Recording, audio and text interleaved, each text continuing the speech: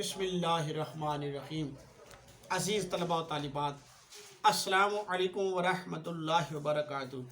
सुराग़ राह रो का आज हम शेर नंबर 3 और 4 पढ़ने की कोशिश करते हैं, समझने की काविश करते हैं। आइए इन अशार पर नज़र डालते हैं।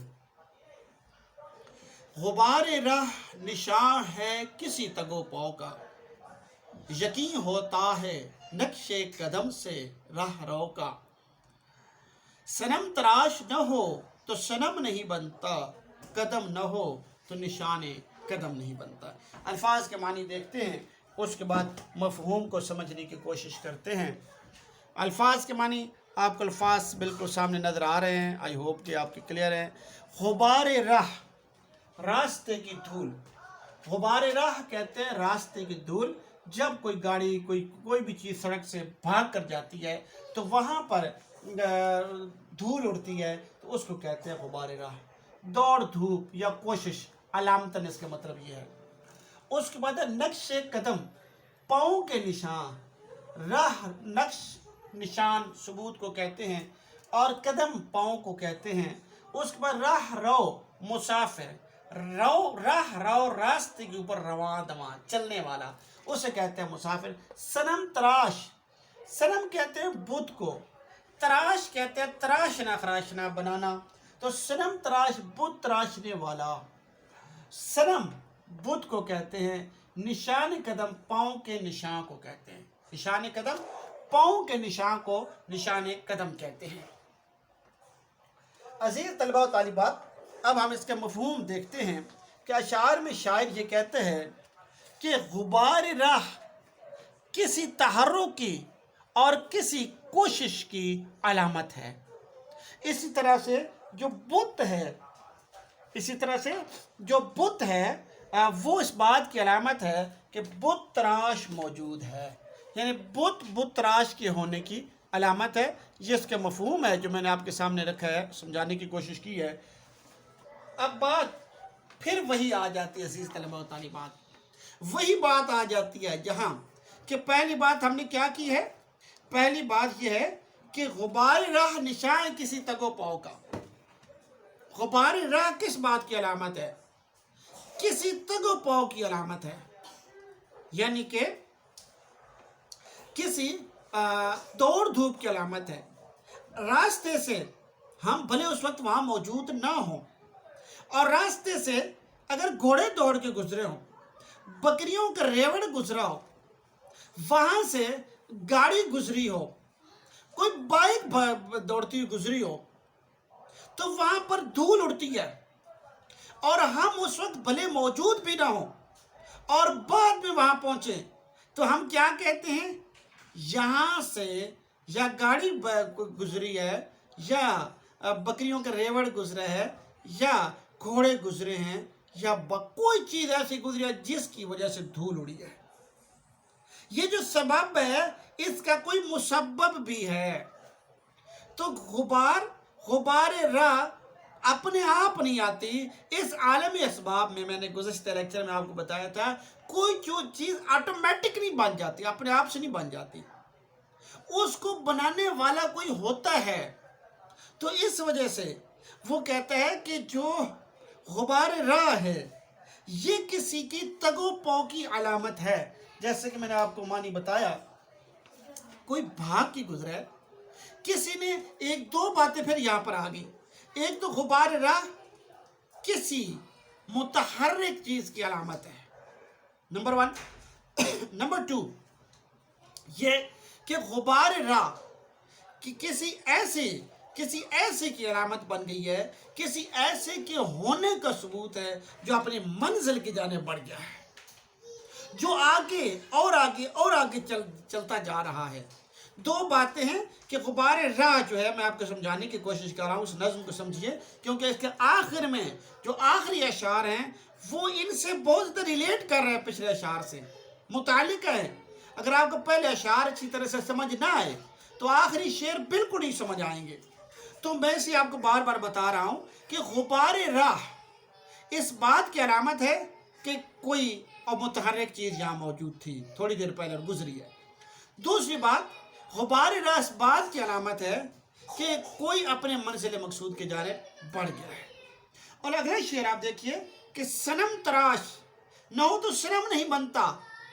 क्या आप खुद सोचिए, आप कोई बुत देखते हैं, आप जो है आप कोई बुत देखते हैं, तो क्या आप नहीं सोचते कि यहाँ से जो है यहाँ किसी ने बुत को पत्थर को काटा, पहाड़ से काटा, काट के ले आया, उस पत्थर की तराश खराश की, और तराश खराश करने के बाद उसकी शक्ल सूरत निकल आई, वो बुत बन गया।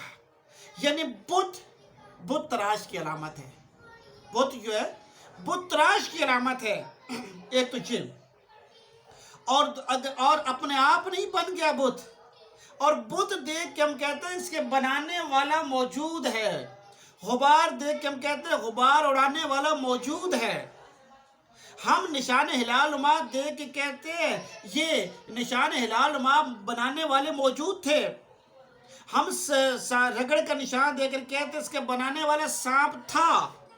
यानी जो भी चीज़ें वजूद में आई वो अपने आप वजूद में नहीं आई, उनको वजूद में लाने वाला कोई मौजूद था, हम ये कहते हैं। तो इसी तरह से इसके अंदर शायर ये कहता है कि बुत अगर मौजूद है तो बुत बनाने वाला मौजूद था, और बुत अगर मौजूद है तो हमें ये इस बात की अलामत है कि कोई शख्स था जिसके अंदर हरारत थी, जिसके अंदर वलवला था बुत को तराशने का, बुत को बनाने का। वो भले हम मजहबी हवाले से उसे पॉजिटिव लें या नेगेटिव लें, that is a different thing, लेकिन असल बात जो है वो ये है कि हम ये कहते हैं कि वो कोई था जिसके अंदर ये जोश और वलवला था एक पत्थर को शबाहत देने का। दो बातें आ गई हैं। तो ये यहाँ पर फिर उसने यही दो बातें की हैं, और उम्मीद है आपको ये बातें समझ आ रही होंगी मेरी। देखिए कि इससे मुतालिका अशार आगे आप देखिए कि शायर कहता है कि बेमेहनत पैहम कोई जौहर नहीं खुलता, रोशन शर्रे तेशा से है खाना फरहाद। कमाल की बात है जी कि बेमेहनत पैहम, लगातार मुसलसल मुतवातर मेहनत करना। क्या मुतवातर मेहनत के बगैर कोई जौहर खुलता है? नहीं खुलता है। मेहनत करनी पड़ती है तो कोई जौहर खुलता है। इसी तरह तेशा, जो जैसे गैंती आप लोग आमतौर पर कहते हैं, तो जब तेशा पत्थर पर पड़ता है तो उससे शरर पैदा होता है, तो उससे चिंगारियाँ उभरती हैं। तो हम क्या कहते हैं कि रोशन शरर तेशा से है खाना फरहाद। खाना फरहाद, फरहाद का घर, यानी मेहनत। मुराद क्या है? मेहनत। कैसे वाज होती है कि जब तेशा पत्थर पर पड़ता है और उससे चिंगारियाँ उभरती हैं, रोशनी फैलती है, तो हम कहते हैं कि मेहनत मजदूरी करने वाला मौजूद है, लेकिन ये लगातार मेहनत की इसके लिए ज़रूरत होती है। उसके बाद अगला आगे थके जो पाँव तो चल सर के बल न ठहर आतिश, गुले मुराद है मंजिल में खार राह में है।